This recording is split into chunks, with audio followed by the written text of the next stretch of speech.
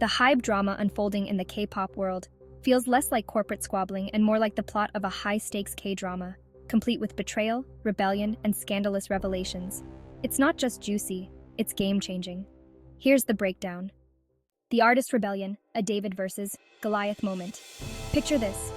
NewJeans, one of HYBE's star groups, boldly stands up for their ousted CEO, Min Hee-jin, challenging their own agency.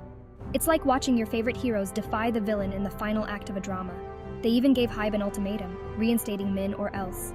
But here's the kicker. The court sided with HYBE. Is this a crushing defeat or just the start of a bigger battle? The leaked files' dirty laundry on display. What happens when a company's private thoughts about its artists go public? Chaos. HYBE's leaked weekly music industry report didn't just ruffle feathers, it set the whole coup on fire. Unflattering comments about idols spread like wildfire, leaving fans furious, artists humiliated, and HYBE scrambling for damage control. It's a PR nightmare with no clear ending in sight. Hanni's mic drop moment. Enter Hanni from NewJeans, who turned this drama into a social movement.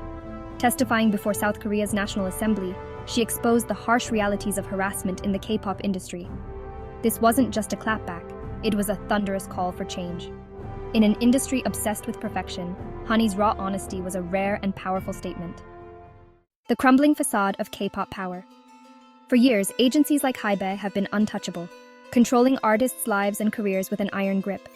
But this saga shows cracks forming in that once immovable wall.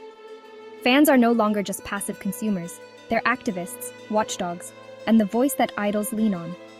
HYBE is learning the hard way that its power is only as strong as the trust it holds with both fans and artists. The real intrigue lies in what happens next.